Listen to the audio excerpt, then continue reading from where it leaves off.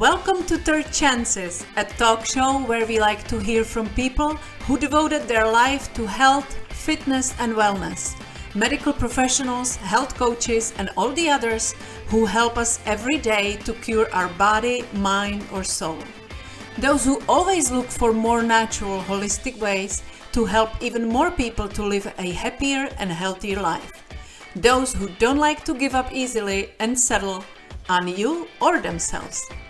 It is never too late or too soon. I always believe that every one of us deserves not just a second chance, but as many as we need. I'm Vera, your host. Who better than a master of reinvention with an accent to guide you through it, right? Just like they say, you are not a tree, so move. And God knows I have done just that in my own life many times. If you are not completely happy with the direction your life is going, this show may help you get the courage to change what is needed, find a new path, and take charge. So come on over, pour yourself a glass of wine, and spend some time with us.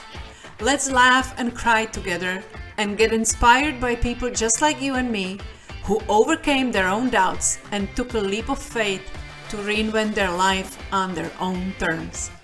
I hope and pray that we help you on that journey.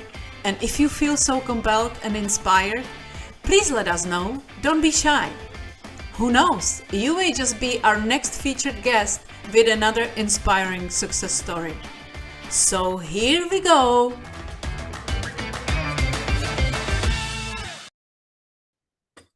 Well, hello to another episode of Third Chances, where we talk to super interesting people that change their life for better. And my today guest is very special to me. Dr. Maureen Hayes is a medical doctor for more than 30 years. She's board certified anesthesiologist and pain management specialist. She's a former chief of anesthesiologist at the Marlborough Hospital in Massachusetts, part of the UMass system. Most recently, Maureen practiced at UTMB in Galveston, Texas, where she integrated alternative and complementary medicine into her pain clinic practice, including acupuncture, as well as infrared and magnetic therapies. Maureen also obtained certification in age management medicine, not that she needs it, but after learning about and experiencing the power of redox replenishment, she began a career as a redox educator and affiliated with the biotech company ASEA to empower others to obtain and maintain their health. And that has been Dr. Maureen Hayes' mission for the past 10 years. Maureen's most infectious smile was what attracted me to her first. And she has this gift to be hilarious on the most serious educational calls, which I love. And then I learned she's also Disney princess wannabe.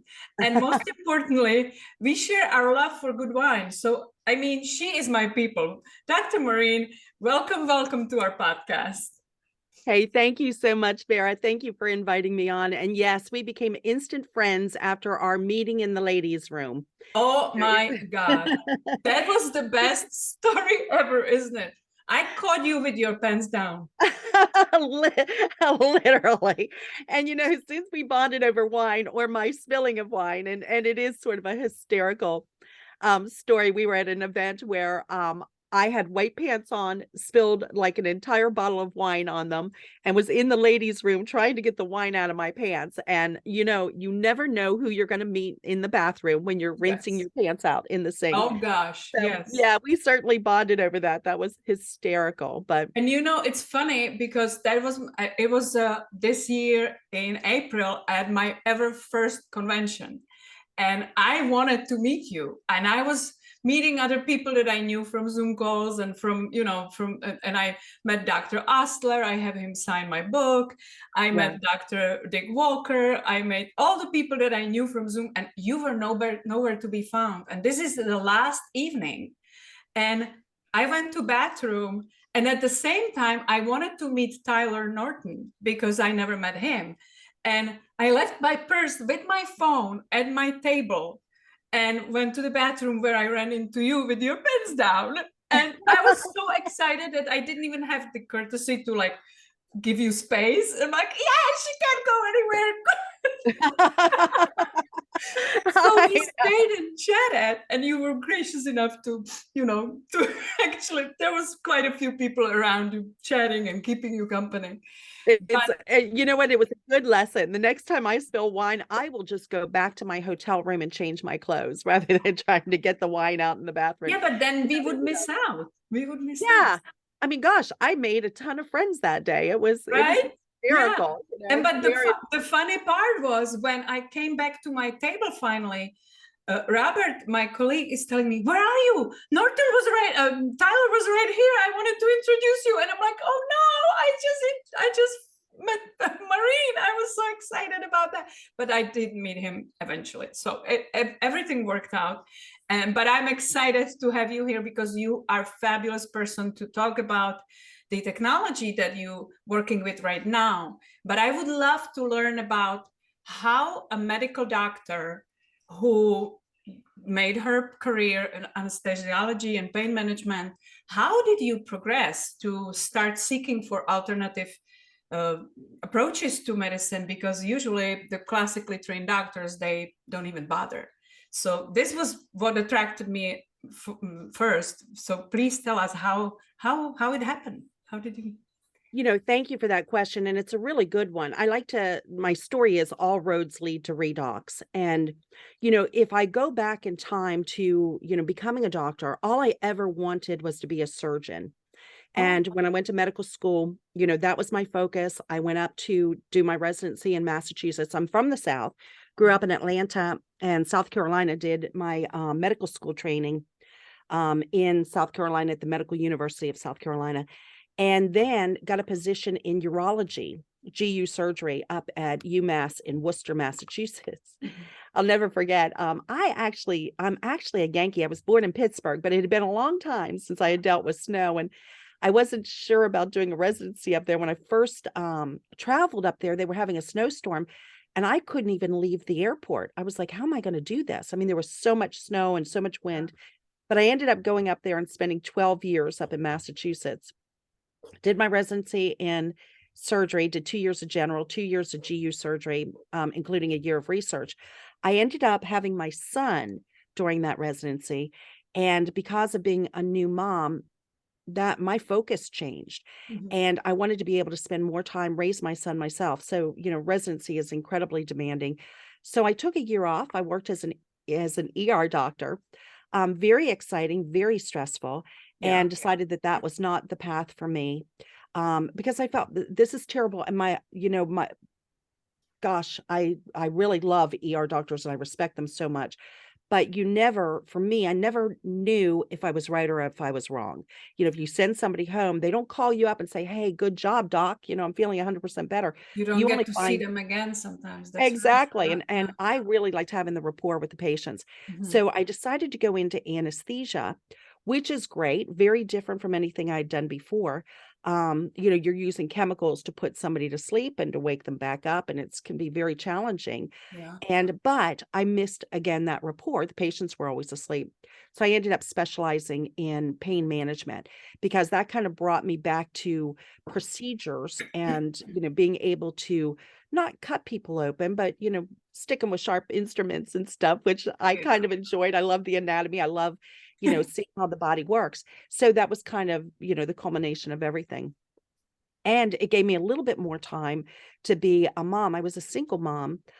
So it was very important for me to be able to spend time with my son. But, I ended up, as you mentioned, I ended up being the chief of anesthesia at one of the hospitals. By that time, I had met my husband, pediatric anesthesiologist, worked at the same hospital with me. I had gone down to Georgia to take a position as the director of the pain clinic at a community hospital, but ended up getting married and moving back up north. Took over chief of anesthesia. And that was where I was first introduced to this concept of what we call network marketing or affiliate marketing. I had another physician come to my office, and it's interesting because, here I was chief of anesthesiology, small child at home, married to a doctor who was a pediatric anesthesiologist and also did anesthesia for liver transplants. And so we were like two ships crossing in the night. And if you looked from the outside, you would think that we had all the trappings of success. We had a beautiful house in Cambridge, Massachusetts, walking distance to Harvard, where my husband had gone undergrad, and he trained with MGH and all.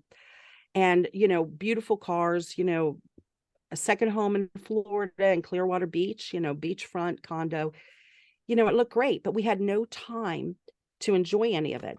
And Yeah. all the money we made, and we made a lot of money, all the money we made went into our bank accounts to pay everybody so that we could keep going, so we could That's just get right. up in the Yeah. morning The and go parody back. of golden cuffs. Exactly, Yeah. exactly. The golden handcuffs. Even That's how, though you loved your job and what you were doing for people, right? It's just doesn't matter. Yeah. yeah, yeah, it was very fulfilling. But, I think when I was young and I thought about being a surgeon and I would imagine my life, I imagined myself living in this sort of pristine condo where the carpet was white, and everything was chrome and glass. There were no little kids with sticky fingerprints, and I really had not imagined myself really ever getting married or having kids. But I'll tell you, once you have a child, your whole focus changes. Yeah. I have loved my pets, and I still love my pets like they're my children. But once you have a baby, oh my gosh, I had no idea how intense those feelings could be, or that, I guess the hormones kick in and everything becomes Yeah. that little person. How So, many kids do you have? excuse me. I was just in Boston and kind of cold while I was there. That's okay. I have two. I brought one in, and my husband brought one in. So we have an older Okay. son, Yeah. yeah, Sam, who is wonderful. He's actually up in Massachusetts. Mhm. And then Christopher is our younger son, who one is 40, one is 30, and they're both wonderful, wonderful kids. Well, wait a minute. You have them when you were 16? Pardon me? You have them when you were 16? I wish I was really, I'll tell you, I was 32 when I got pregnant and almost 33 when I had them. And my parents had no faith in me because I was not very child oriented. In fact, they were like, "We'll raise him for you. You have to feed him every day." I mean, it was just terrible. They knew you. Yeah, they knew me, and they knew I really did not like, it's not that I didn't like children. I liked them when you You had did them. not feel fit for it, I probably. didn't feel fit for it. It wasn't my focus. I Was it didn't, your career that was more important at that time, you thought? yeah, Mhm. my career was more important to me than, the men in my life. Right. I anybody who I was dating, seriously dating, and I was engaged a few times before I got married, if it was a choice between them and the career came first. I mean, Mm. that's just how focused I was. Yeah. And I worked very hard at it, and I loved what I did. And, the only man, I always say this, the only man I would sacrifice my career for was my child, Christopher. And so switching from surgery to anesthesia was a huge thing for me. But it did allow me to have a little bit more control. Mhm. And really, when I was married and we were in Massachusetts, and being chief of anesthesia meant that not only was I practicing clinically, but I also had all sorts of other things that I had to do that, had to do with the hospital and compliance and verifying different doctors. And it was a lot of hours. And I was on call at that time every other night from home, which Jeez. meant, and my hospital was a good 45 minutes from where I lived. So if I got called in for an emergency case in the middle of the night, I was driving 90 miles an hour down the Mass Pike to get to that hospital with my child in the back seat, Oh my asleep God. on the, yeah. This is so hard to imagine for somebody who is not a doctor, that you actually have no life. You are devoted to this profession. You Yeah. know what? It absolutely. In fact, where they got the term resident or residency is because doctors used to live in the hospital, and it Right. made sense because you had to be there at a moment's notice. Yeah. And it was a very hard way of life. It was very stressful. I didn't get a whole lot of sleep during that time. I really, looking back on it, medical school residencies, and I was a resident for 4 years of surgery, 3 of anesthesia, 1 to specialize in pain. So 8 years of residency after 8 years of training. And, during that time, I don't really remember too many Christmases or Thanksgivings or anything like that. It's pretty It was much a kind of blur. sidetrack. Yeah. Oh my gosh. Yeah, Yeah. yeah, That's it's a very very sad. tough life. Yeah. Yeah. But we sidetracked you a little bit because you mentioned that somebody walked into your office to introduce you to something else. Right. It's interesting. Now this is 20 something years ago. So another doctor came in, excuse me, and he said, "Do you shop on the internet?" Now, understand, you guys, 20 years ago, nobody was really shopping on the Yeah. internet. People wanted to touch and see and feel everything. But I had been shopping at a couple of buyers clubs, like so that I could have my dog food and things like that delivered to the house. It was just a convenience. And I said, "Yeah, I do some shopping." He said, "Well, did you know that you can make money at it?" And I was like, "No." And he sat down and he started drawing like these circles and sticks and stuff. And I was like, what are you doing?" And it was that thing, you get two and they get two. And after about 10 minutes or so, I was like, "Hey, can I show you something?" And he was like, "Sure, what is it?" I said, "Step out into the hallway." And I said, "Look at the name on the door." Oh, you guys, I can't believe I'm so arrogant. And, of course, it said Maureen Hayes, MD, Chief of Anesthesiology. And I was like, "I've got a job and it's a really good one," and I was like, "Get out of here." And I sent him packing. Now, you guys, here I am. I'm in a job. Yes, I've climbed to the top of the ladder, but I'm looking around and I'm thinking, is this what I worked so hard to get to? Yeah, they're paying me a lot of money, but oh my gosh, I barely have time to Where's do my it. life? Yeah. It's my life. And I think I've shared the story with a lot of people about my son Christopher, here being on call all the time. I had a babysitter for him, somebody that I paid her a stipend, so that if I got stuck at the hospital, and that happened a lot, if there was somebody in the ICU or an emergency Mhm. surgery or whatever, and I couldn't pick him up, she would pick him up. I usually dropped him off asleep in his jammies to her in the morning, and she would take him to school. And then if I got stuck, she would pick him up. Now, for those parents out there, I don't know if you've ever experienced where you're the last person to pick your child up and they're standing outside of the school holding the teacher's hand, usually crying because they think they've been abandoned yet Yeah. again. And it's just Teacher the probably pissed because she has to be there longer. yeah. Yeah, and they fine you, but that's not the worst part of it. It's your child, he Yeah. was a little guy, and so I felt like they were forever taking away my Mother of the Year award, you know. Yeah. I never got one in the first place. But so I hired this woman, and this was you're probably thinking, why didn't you have a nanny? You guys, I worked at Mass Ioneer, and you may or may not remember the Louise Woodward, I think her name was. She was the nanny for an eye surgeon who I actually worked with, and she ended up murdering their child. And so it was a terrible story. And what was really interesting about it is initially they blamed it on the mother, because of her work and all. And, I can remember being in the OR and her making a comment about being worried about her. But she said, the one thing is she loves my children. She'd never hurt my children. And then I think her son was named Matthew. So it was a time where people were not hiring nannies. People were worried about it. The Yeah. woman I hired was just a couple of doors down from me. She took care of foster children, so I knew what her background was, and I paid her to take care of Christopher. But one night I got stuck in the ICU. My husband was on call at the other hospital, and so I called her and had her pick Christopher up. And when I picked Christopher up later that night, it was probably about 10 o'clock at night, really late on a school night. But I said to Christopher, it's one of those days, and we all have them, where you're so busy you don't even have time to eat. And so I said, what did Miss Gloria make for dinner? And he said, "Oh, Mama, she made fried chicken and cornbread and greens." And he's like going on and on and on. I'm like, wow, better than anything you were going to get at home. And he said, "But Mama, that's not what I had." And I said, "What do you mean that's not what you had?" He said, "She said she didn't have enough for me, so I got ramen noodles and a Sprite." Oops. It was all I could do not to drive my car through her front door and mow her. I'm not a violent person, but when it comes to my That's child, I tough. was like, That's that tough. was awful.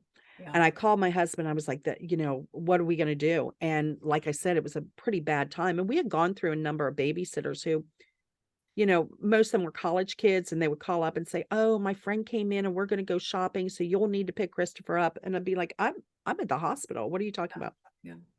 So I actually made a deal with a Chinese restaurant in the neighborhood. The delivery guy's name was Ben. And so anytime I was stuck at the hospital, I would call Ben, I would order food for the entire family, And Ben knew to give Christopher his own little bag of food. And that's how I dealt with it. So I knew Christopher had food if I got stuck at the hospital. So Did you you guys, ever I'm talk telling, to her about it? um, not, no, actually I didn't. You know, I don't remember. There were some other things that happened that I talked to her about.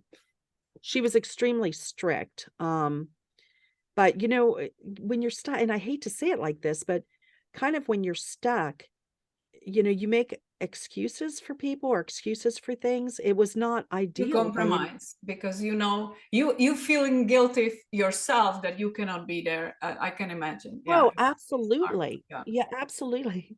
You know, and I'll get to that. It's so funny how life kind of does full circles, right? And Christopher survived that. He did it. He's quite the little trooper. He's a wonderful person. But anyway, this other doctor came, and you guys, here he was. It was like an answer to prayer, but I didn't know it. I didn't understand what he was offering me. But my husband and I were going to a medical conference, and he was busy watching a movie, and so I pulled a book out of my briefcase. It was a book that my mom gave me. At this point, I'm 40 years old. My mom's like, "You and your brothers and sisters need to read this book, and it's on money." And I was like, "You know what? That's ridiculous." So I wasn't gonna read it, but I threw it in my briefcase, and I was bored on the flight, so I pulled it out. It was Rich Dad, Poor Dad's Cash Flow Quadrant. Of course. And I'm reading through it, and I mean, my jaw's dropping. Here I am, 40. I'm a professional woman. I've been practicing for a number of years. I had no idea how money worked. And I'm like hitting my elbowing my husband, going, "Oh my gosh, you're not going to believe this." And one of the things that Robert Kiyosaki talks about is being able to leverage other people and how to develop businesses. And he talks about network marketing as a business, sort of like a mini franchise.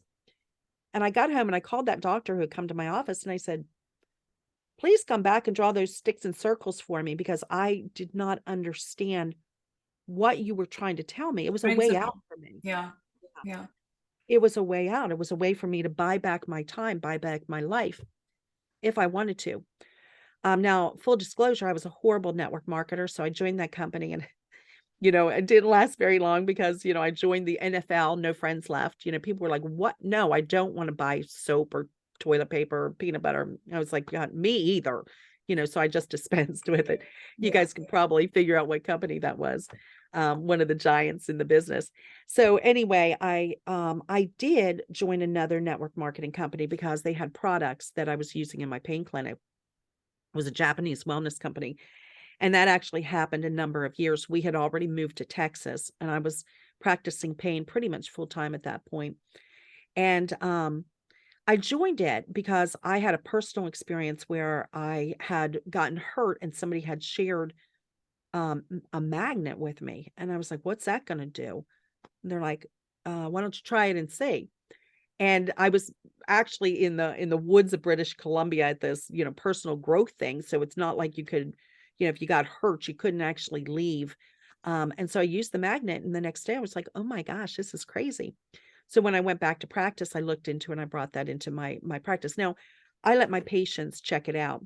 And, you know, I became a little bit more integrative with my practice because when you deal with people in chronic pain all the time, some people, you know, are just looking for a way to get through it. You know, they want to take medications. You know, they just want their pain dealt with and they're okay. Other people, like how I would be, is they want to get back to where they were.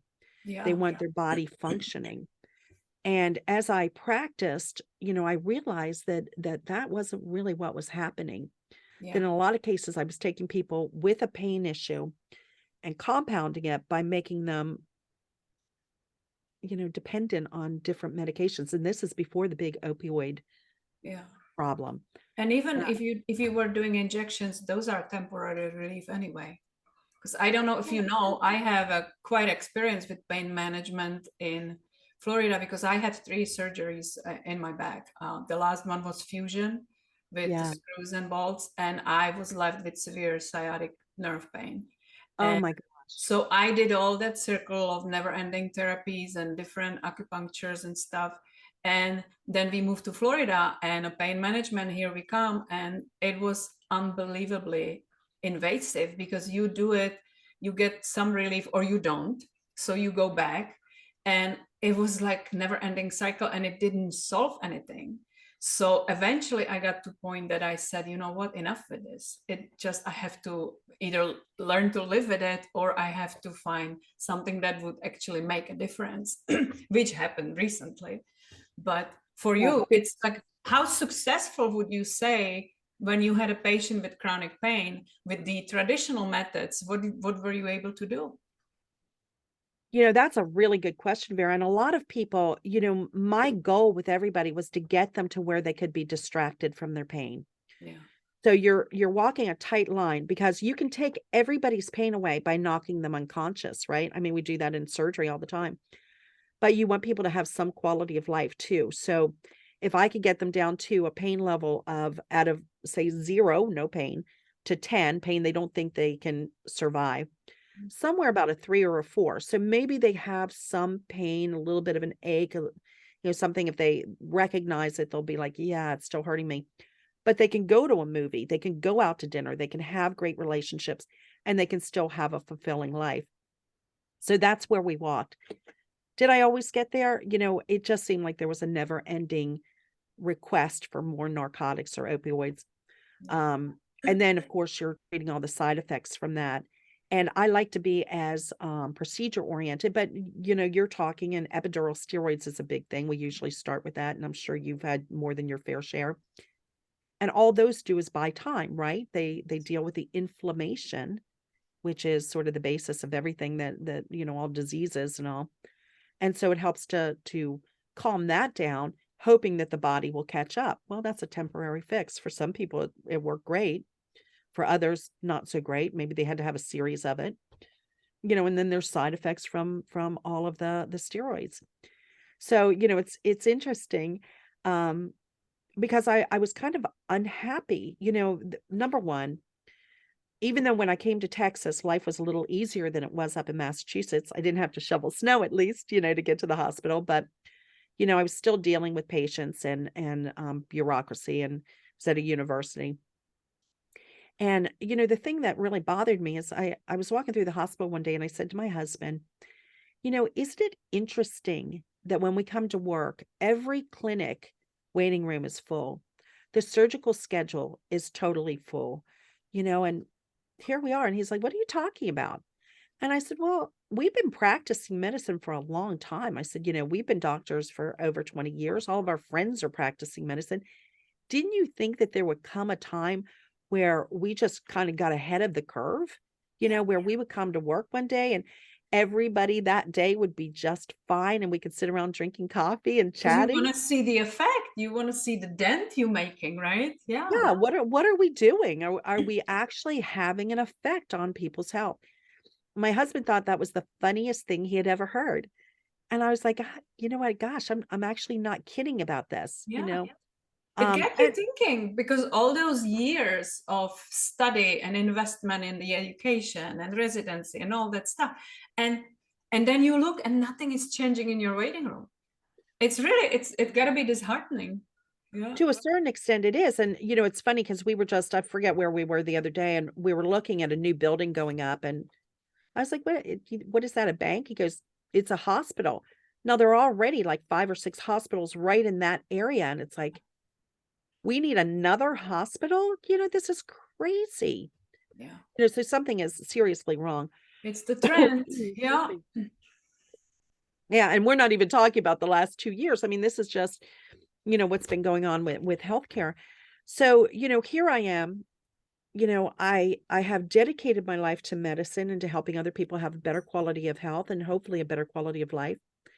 To a certain extent, sacrifice my own life for that, which I was becoming a little bit more selfish about, and really wanting, to have more time for things that have become important that I never expected to be important. When I was growing up and I was like, what is my mission in life? And we all think about that.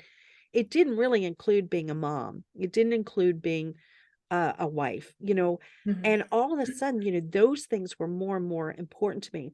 So interestingly, you know, and with the integrative part of it, you know, I did different things. I brought in the wellness products from, you know, they were made in Japan, infrared, magnetics. I got certified in acupuncture. I learned about mind body, energy medicine, things like that. So I was trying to teach my patients.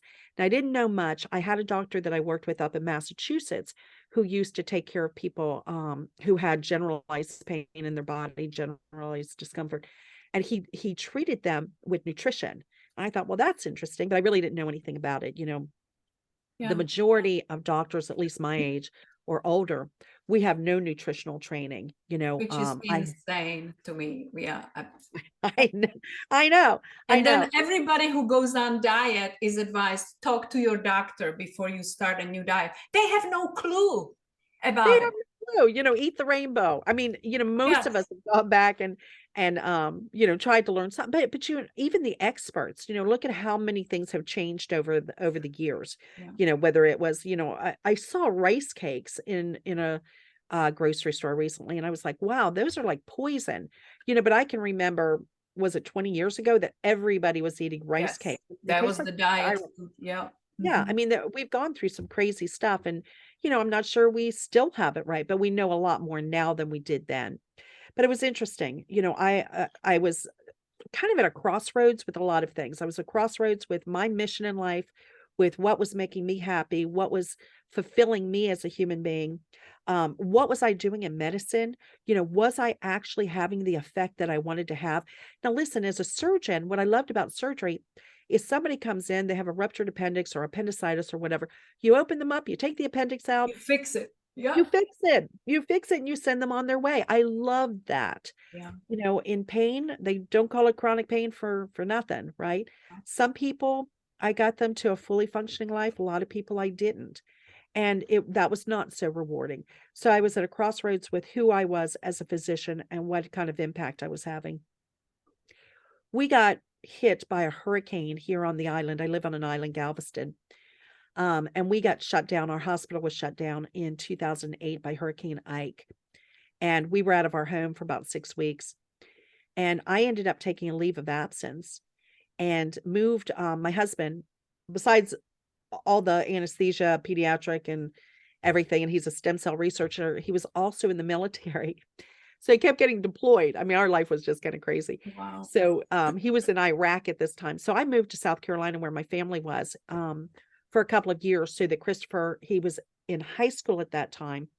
And his high school was just decimated. So, you know, I wanted him to be somewhere where he had continuity and stability. So I moved there and stayed in Charleston for 2 years. What was interesting is this was my first time. I was so happy, y'all. It was a dream come true for me. I could finally be homeroom mom. I could finally bring cupcakes for birthdays and things like that. You know, all those things that I had dreamt of, you know, while he was growing up. Now, dream come true for me, but nightmare for Christopher because he was in high school. He was like, knock it off, mom. You know, but his friends loved me. They loved getting cupcakes, you know, and it was so rewarding to me. What, was he Now, embarrassed?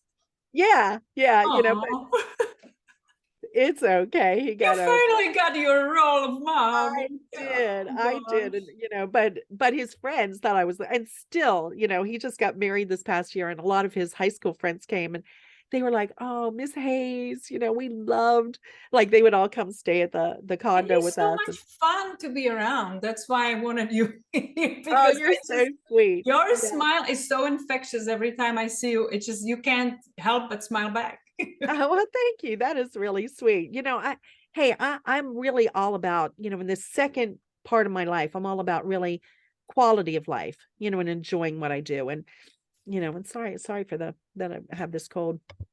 But usually I don't get sick, but two things. First of all, I was at a motorcycle rally. I don't ride motorcycles, but we had a rally here on my island, 500,000 people. So of course we had to get into the thick of things. So around 500 people.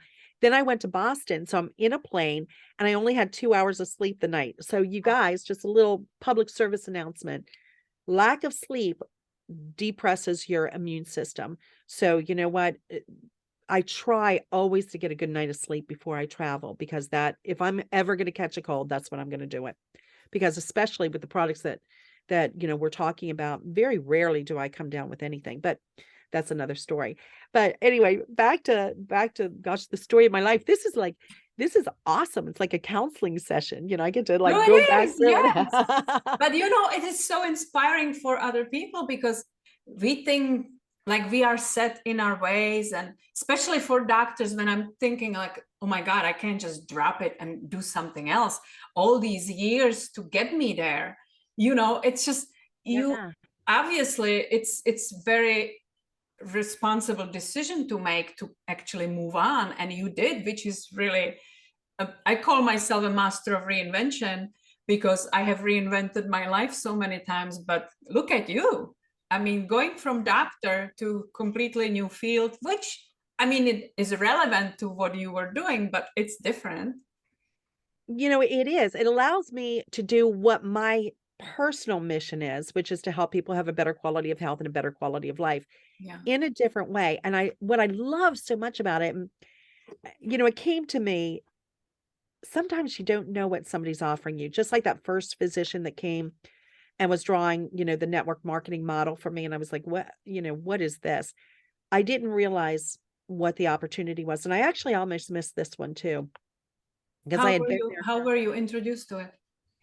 Interestingly, well, I was introduced a couple of times. I had moved back my life while I was in Charleston. My mom got diagnosed with a life-threatening illness, and she lived in Atlanta, so she got treated there, and then she came to South Carolina to the cancer center there for her. Oh, that's what she had, for her therapies and all. And they said to her, hey, you're very lucky. We've cured you. Go live your life. And so we were so ecstatic about this. Mm. And, so that was great. Well, right after she finished her therapy, my husband came back from Iraq in time for my son's high school graduation. I mean, just like the day before. And while we're celebrating, he said to me, we have to go home. I have an appointment at MD Anderson in 2 days. And I was like, we're here in South Carolina with all of our family here celebrating. What's going on?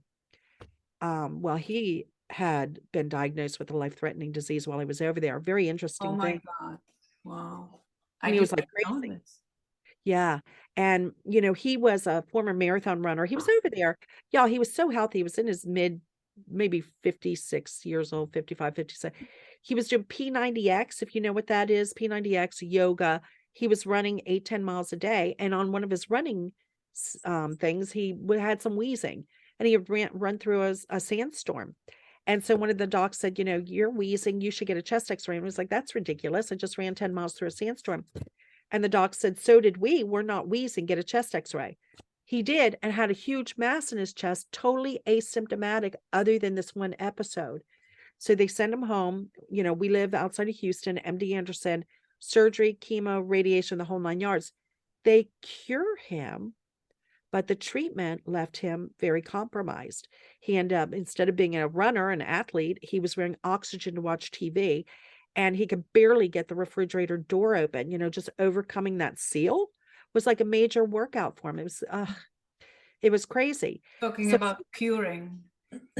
yeah. And I said to my husband, forgive me to all the oncologists out there, but I said, gosh, as anesthesiologists, if our patients didn't wake up at the end of a case, we would be in massive trouble. But you have that disease, and no matter what goes wrong, they were like, well, you had that, you're lucky to be alive. It's like, well, yeah, but what about quality of You would life? think after all those years of research and Yeah. billions spent, there would be better solutions. Yeah. You would think, wouldn't you? And I'm still, we're very grateful. We feel very blessed that he's disease free. But and it's interesting because my husband, his lab and his research was on growing lungs outside the body. And they were able to accomplish that. They grew lungs in a bioreactor and transplanted them into pigs. And they were featured, his lab was featured on the front of Science Translational Medicine, front page, front cover, with his lungs on there. And they actually even sent a experiment up on SpaceX to the space station. I don't really know what they're doing, trying to grow cells or something up there. So amazing. But my husband said, gosh, I feel like I'm trying to grow my own lungs. And I said, well, maybe you are, maybe that's why you were called to do that. Who knows? But anyway, he comes back, he's sick. He finishes his therapy on Valentine's Day. A month later, no, not even a month later, 2 weeks later on March 1st, my mom calls and says, my disease is back with a vengeance. And I was like, oh my gosh. So we fly her from where she is. We bring her to Houston to live with us.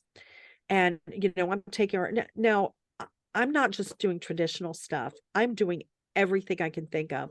Yeah. I had made arrangements to take her to south of Spain to the Budvid clinic there because they were having some major, successes with different things. And a girl I knew, a woman I knew, contacted me and said, I understand your mom is very ill. There's something that you need to know about a biotech product that I think would really be helpful for her. And she sent me information on it.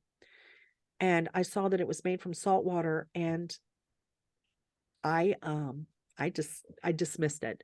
Like so many physicians, so many Western trained, even as open as I was, even as integrative as I was not open to that. I don't know, maybe a timing thing.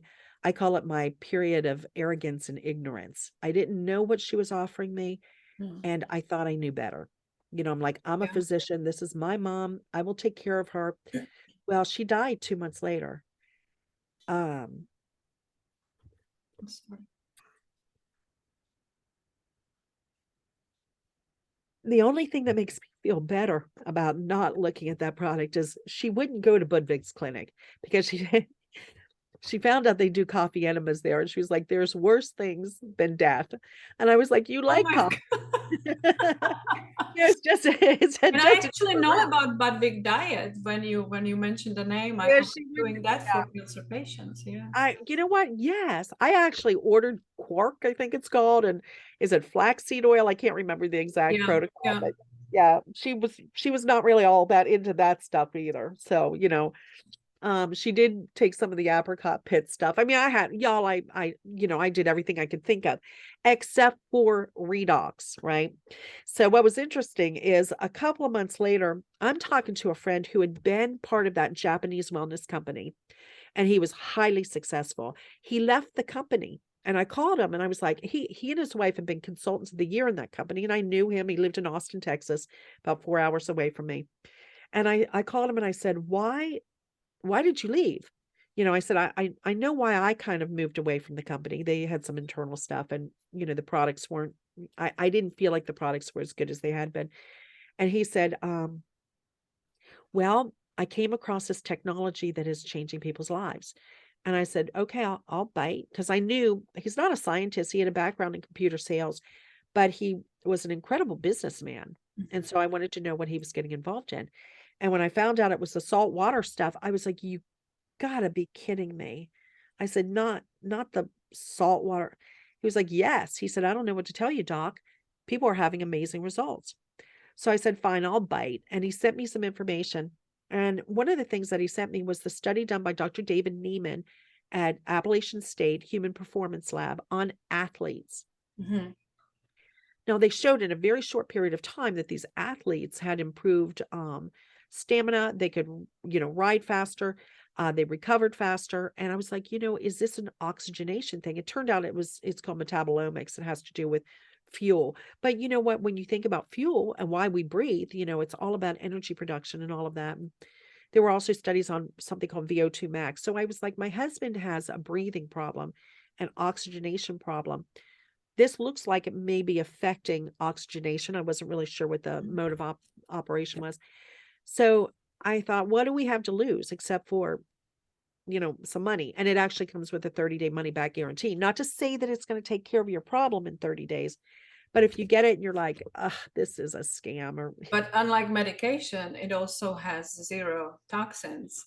Zero toxicity. Which is unbelievable. Yes. And, I'm talking 10 years ago that we got introduced, and we really did not have a lot of information.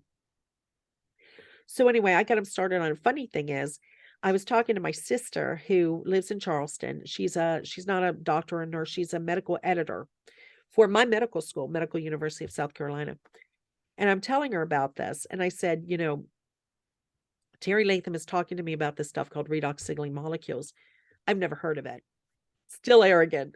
And she said, well, I have. And I said, no, you haven't. She said, no, I have. She said, we just got a $10.5 million NIH COBRA grant to study redox signaling in the body for cardiovascular effects, neurodegenerative, orthopedics, aging, obesity, diabetes, you name it. I was like, Surprise, huh?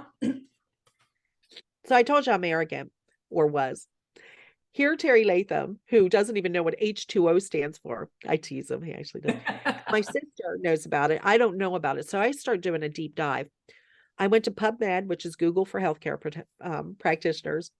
And there were, at that time, 6,500 references to redox signaling on PubMed. Now, today, there's tens of thousands, right? There's journals, there's books written on it. There's whole centers, including at Harvard, that are dedicated to redox biochemistry. Yeah. So it's really grown. There's been a number of Nobel Prizes given for the discovery of redox molecules, including nitric oxide, which most people are familiar with. So this is a real burgeoning field of medicine. It's been around for about 20 years, has not yet gone mainstream. But you guys, this will be as big a field as antioxidants. 20 years ago, 30 years ago, people were just starting to talk about antioxidants. Now it's a household word.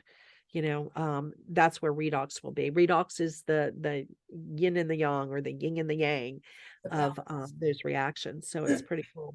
Just so anyway, full disclosure, we are both working for this amazing company. I just want to know people. I was so attracted to Dr. Maureen because when you learn about it, you want to hear from people that know what they are talking about, like a doctors. Absolutely. But I also want to state here that obviously we are not talking about something that can cure, prevent, heal anything. This is a supplement.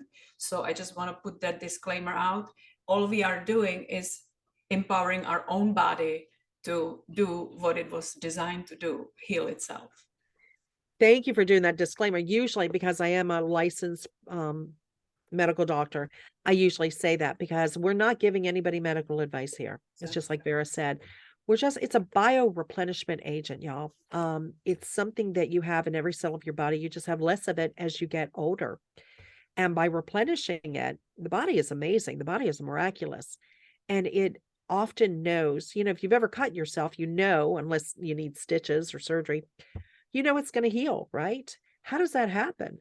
Well, the body has all sorts of different reactions and responses built in that happen as soon as the damage occurs. I mean, it's just amazing. And a lot of that is facilitated by these redox signaling molecules. All sorts of things, even our genes being turned on and turned off, has to do with redox signaling.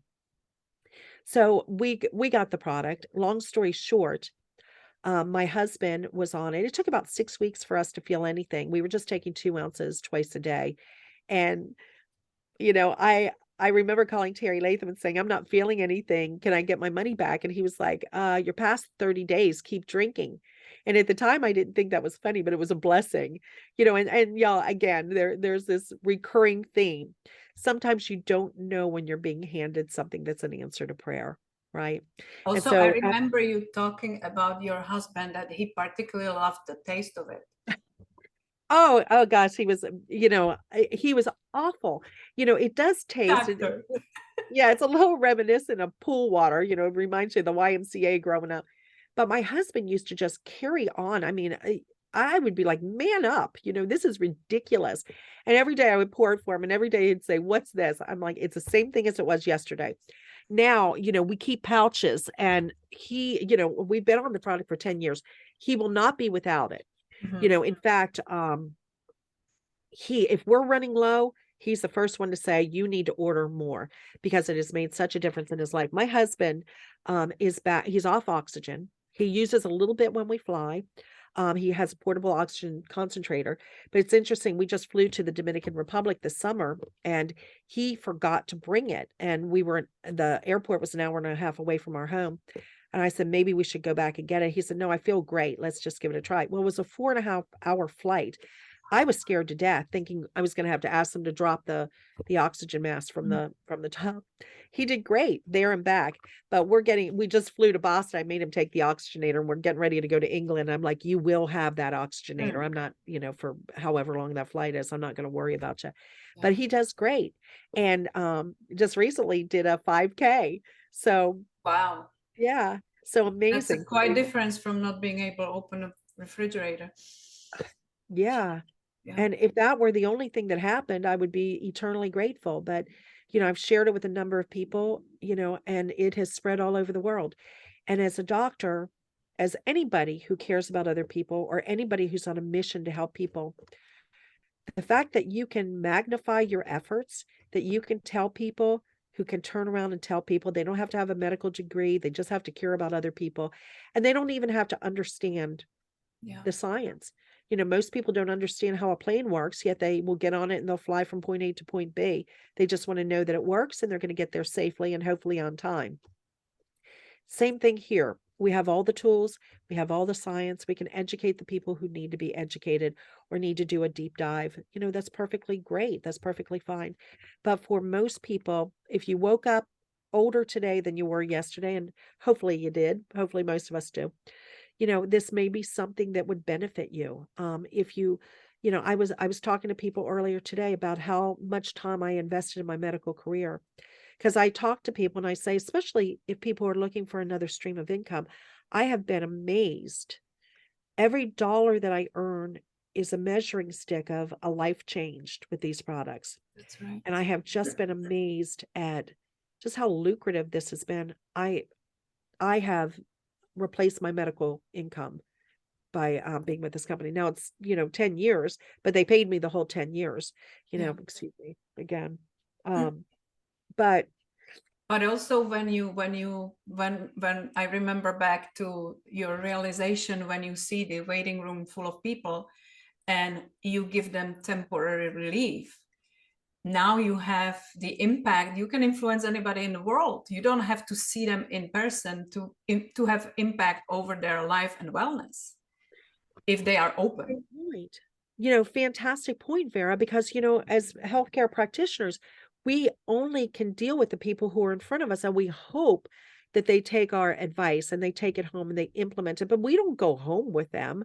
Right. We're not looking in their cabinets or the refrigerator to see what they're doing when they're not in front of us.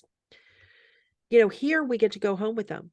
Not only do we get to go home with them, like I said, they can share this with people. I never expected this. I didn't want to join. I did not want to do network marketing because I had tried it and I wasn't any good at it. But I did join this as an associate because I got the best pricing on it. So that made sense to me. And I said to Terry Latham, I said, don't ask me to go to meetings. Don't ask me to learn a secret handshake.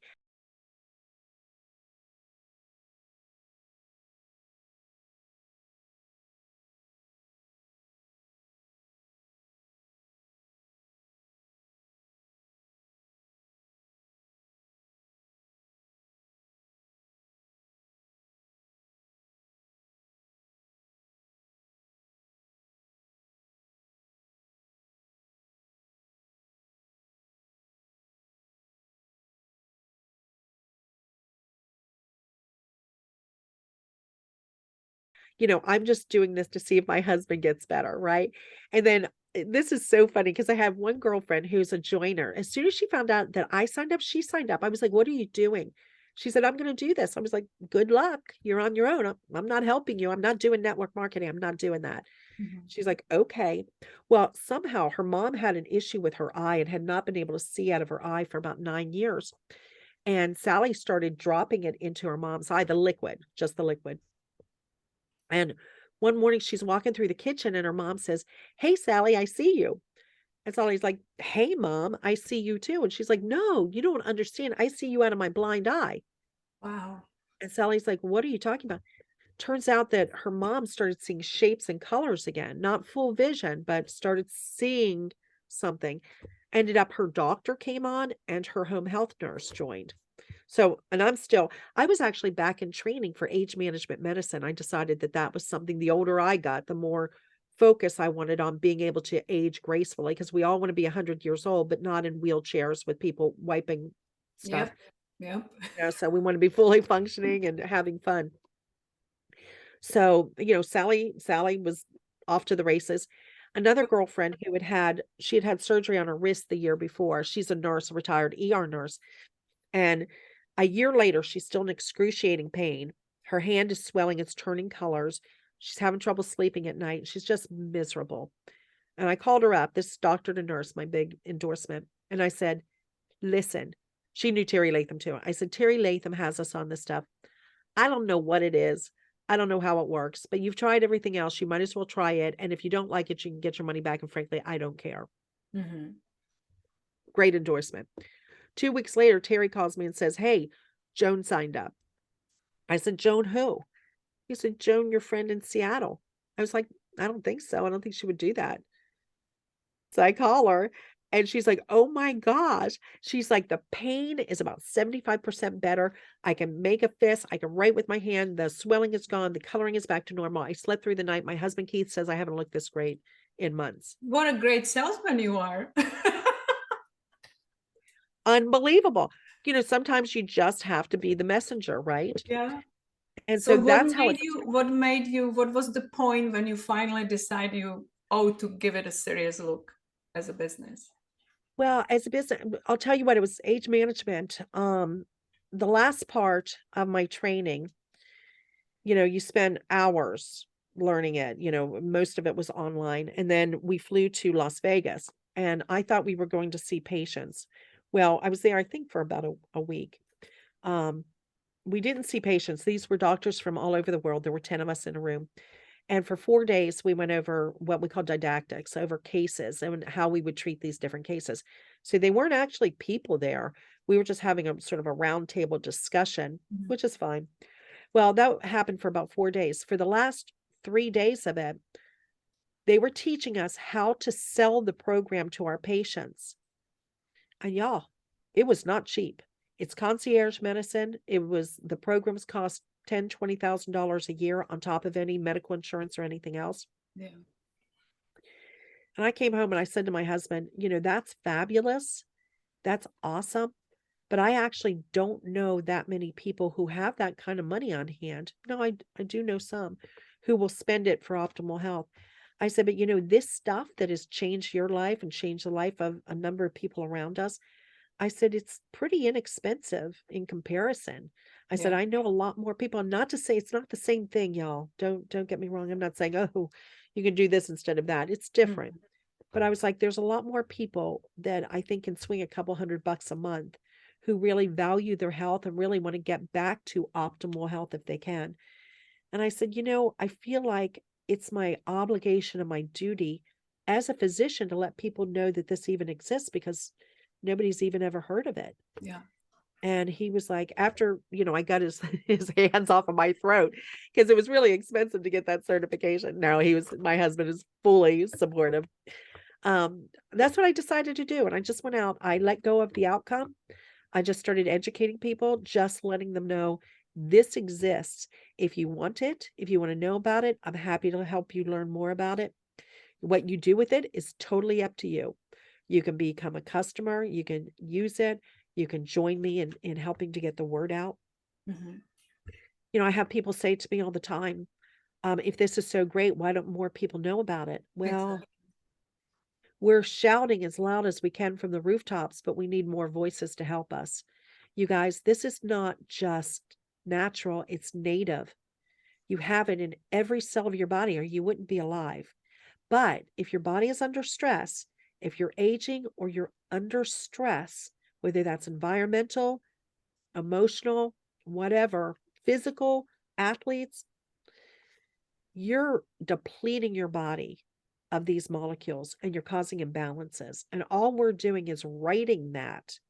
And when we do that, your body takes over and does miraculous things. And for a lot of people, it's the answer to prayer. And I love that. There is one thing I want to show you. You may know this book.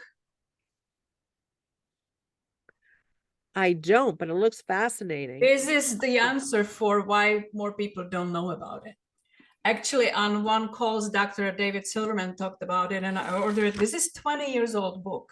Wow. I have known a lot about what's going on. I didn't know 50% of it. It's insanely disturbing. It really is. You got to get it. I will definitely get it. It's one of the reasons why we have to kind of be so careful what we claim, what we say, even though we know how impactful this is. Because I don't believe any of us would go and recommend something if it was just for the anti-aging effects or, your skin looking better, right? We didn't even talk about the anti-aging effects. Well, look at you. I mean, I have seen your pictures from 10 years ago and you are aging backwards.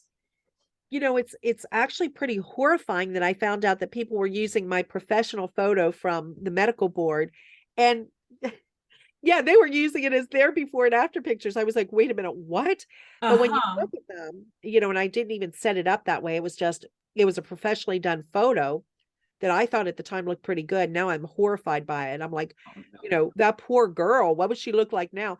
And yeah, I'm 63, and hey, I'm not trying to look 20. But if you can look pretty good at 63 and not look like an old lady or a grandma, great. And if you don't act like a grandma and you can be out there and you can be hiking and traveling and doing fun stuff, why not?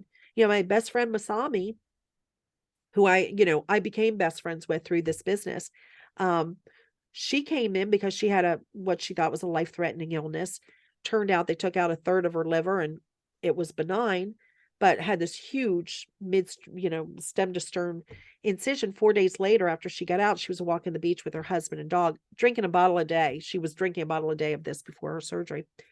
She's out on tennis tournaments, tearing it up. I mean, just having the time of her life. Yeah. Doesn't everybody want that? I mean, don't you want it not just for you, but for the people that you love and care about, to have a fighting chance to have the best possible life and the best possible health you can? Yeah. You got to do some of it. You can't be sitting on the sofa with a Big Mac in one hand and a clicker in the other, or at least not 7 days a week. That's right. Yeah. You but look at me, like here I was the picture of health, kind of.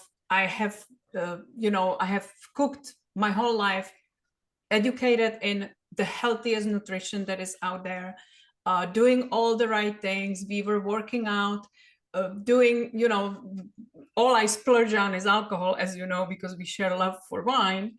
But I've never smoked. My husband never smoked. Yet he was on few medications as he was aging. I'm lucky to say that I'm off everything. I'm 56 and I don't take any medication, which is huge for me because I have seen people younger than me that are filling those medical boxes every week. And it still didn't help to save my husband. We don't know what's going on the inside, even though everything looks good on the outside. So I look at this as a powerful prevention tool as well. And even for, like you said, when you said, I don't feel anything. Well, I didn't feel that my cholesterol was higher.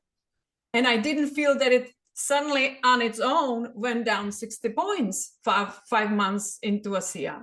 So do I feel it? No, but then my blood work showed it, and I'm excited. That was the first thing for me too, was my total cholesterol panel. Wow. My doctor accused me of putting myself on medications. I'm like, no. Yeah. And at the time I didn't know that ASEA would do that. And so I didn't give it any credit. And then later realized that other people were experiencing that. So yeah, it's such a good point, Vera, and for those of you who are listening to this, hey, get back, ask Vera about this, get back, find out what we're doing, why we're so passionate about this. Yeah. We're on a mission to educate people. What you do with that information is totally up to you, whether you value it or not. We're not going to judge you. Yeah. We're going to wish and pray that you take a close look at this, because we have both lost loved ones because either we did not know about it or we're too arrogant to take the time to learn about it. So don't let that be you. And, if you're looking for a stream of income, what I was telling people earlier is, 10 years is going to pass. Hopefully, you'll be alive. It's taken me 10 years to get to this income, but it was growing. They were paying me the whole time. And I'm at an incredible income that I can't believe. The so cool thing about it is it's residual. When I stop practicing, they stop sending me checks. Here, if I go on vacation or I spend time with a loved one who needs, more TLC, the checks keep coming. Yeah. And they will keep coming. That's This is the big something that one. I can will to my kids, Yeah. So it's That's pretty the biggest difference between devoting your 100% of your time for money or having something that brings money. When you build the foundation, that money starts coming kind of on its own. Yeah, well, it comes in when you're sleeping, right? I mean, it's amazing because I was talking to one of my newest associates is she does medical equipment, so she's always going to cardiologists and all. And she called me yesterday morning, excuse me, and she said, "I'm in my car. It's freezing cold here. I mean, it's 50, but it's Texas, so we're cold." She said, "I'm freezing cold and I'm driving to all these appointments and I'm just imagining you at home in your cozy house with a cup of coffee and your pajamas."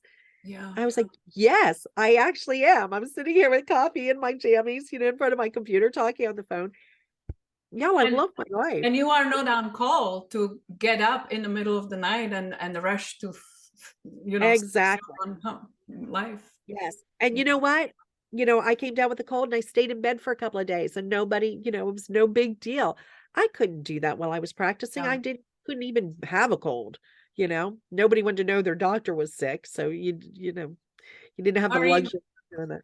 it is such a pleasure to talk to you. I knew it's gonna be fabulous because I was in love with you from the moment I first saw you. Leave That us is talking so here, sweet. the girls talking. But would you? I would like to ask you to part the ways. Maybe one piece of advice that you found helpful for you when you want to encourage somebody like a medical professionals that are obviously spent tons of money on education and building career, and they may not feel like you did, that first of all they don't make the biggest impact as they thought they would, and the second of all they don't have a life, and we only have this one life, so we better do what is the best possible with it. What would you say to these people that are considering maybe looking at it and been skeptical?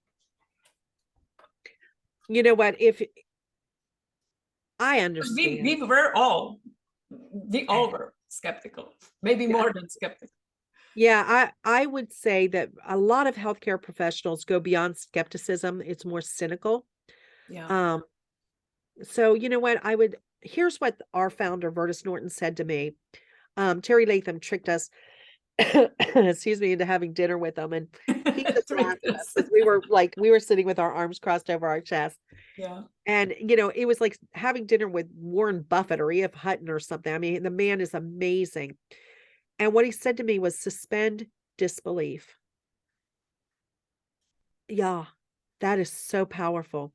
So if you're looking at this, if you're thinking like I thought that this was ridiculous, I live on an island surrounded by salt water. I didn't think I needed to pay for it. This starts as salt water. It goes through a very complicated process over several days that splits the bonds that recoalesce as these redox signaling molecules. And the miracle is that they're stable in this solution with a shelf life. And we've verified that, not just internally with our quality control, but by third parties as well. How does it compare to any other supplement on the market? Supplements are fabulous, and I'm a huge supplement fan. That is gas going into your tank. What we're working with here with Redox are the spark plugs in your engine, right? You can put all the good stuff in your tank that you want, but if your engine is not turning over, you're not going to get the full benefit. So two totally different things. This has no nutritional value, but this is everything.